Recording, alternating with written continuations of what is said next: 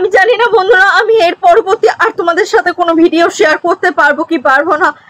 আজকে আমার সাথে যা যা ঘটে গেল বা যা যা ঘটছে সেগুলো আমি তোমাদের সাথে কিভাবে শেয়ার করব বা আদৌ সামনের দিনে শেয়ার করতে পারবো কিনা আমি সত্যিই জানি না।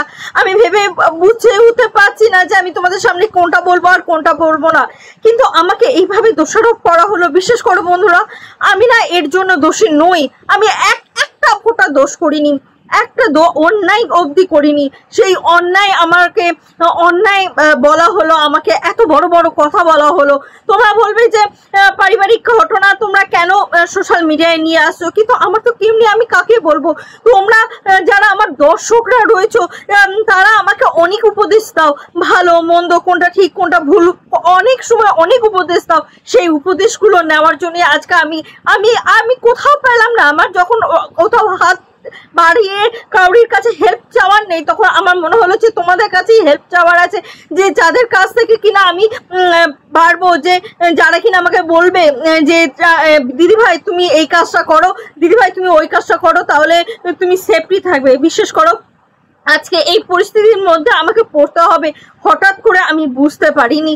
মানে ভগবান যে কখন কাকে কিভাবে কি রকম রূপ দেখাবে কখনোই কেউ কিন্তু জানতে পারে না, আগে থেকে কোনো প্ল্যান থাকে না। কিন্তু বিশেষ করো বন্ধুরা এরকম পরিস্থিতিতে পড়ার জন্য সত্যি আমি মানে নিজের থেকে নিজেকে ভীষণ ঘেন্না লাগছে যে এইরকম একটা পরিস্থিতির সম্মুখীন হতে হলো। কেন হতে হলো সেটাই সবচেয়ে বড় কথা, যে কি হয়েছে না হয়েছে এই মুহূর্তে আমি তোমরা অনেকেই কোশ্চেন করবে যে দিদিভাই তুমি কি এমন ঘটলো যে এরকম করে ভিডিও করছো।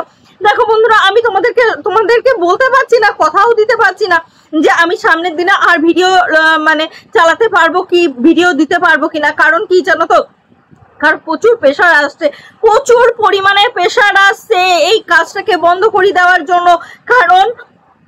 কারণ অনেক কিছু রয়েছে। তোমরা যদি আমাকে একটু সাথ দাও তাহলে আমি অবশ্যই যা ঘটেছে ডিটেলসে আমি সমস্ত কিছু তোমাদের সামনে বলবো। কিন্তু আজকে এই মুহূর্তে আমি তোমাদেরকে কিছু জানাতে পারছি না। আজকে যা যা ঘটনা আমার সাথে আজকে সারা দিন ধরে ঘটলো, আজকে সারাটা দিন ধরে এক একটা মুহূর্ত যেভাবে কাটলো, আমি বিশ্বাস করো বন্ধুরা আমি ভাবতে পারছি না যে একটা মেয়ের সাথে এরকম ঘটনা ঘটতে পারে, যে একটা মেয়ে কি করে সেগুলো সহ্য করে যাবে বা কি করে বা সেগুলো সহ্য করা সম্ভব। আমার ভাবতে অবাক লাগছে মানুষ এগুলোও পারে। হ্যাঁ হয়তো মানুষ পারে, তো তাই হয়তো মানুষরা এরকম কাণ্ড কারখানা করে। সত্যি মানুষ আজকে আমরা কন্ট্রোভার্সি করি, সবার কন্টেন্ট তুলে আমরা কন্ট্রোভার্সি করি, আর যে নিজের লাইফটাই কন্ট্রোভার্সিতে তৈরি হয়ে যাবে না, আমি ভাবতে পারিনি বন্ধুরা। আমি সত্যি ভাবতে পারিনি আমাকে এরকম একটা দিন দেখতে হবে, এরকম একটা নিদারুণ কষ্টের মুহূর্ত আমাকে দেখতে হবে। আমি ভাবতে পারিনি বন্ধুরা।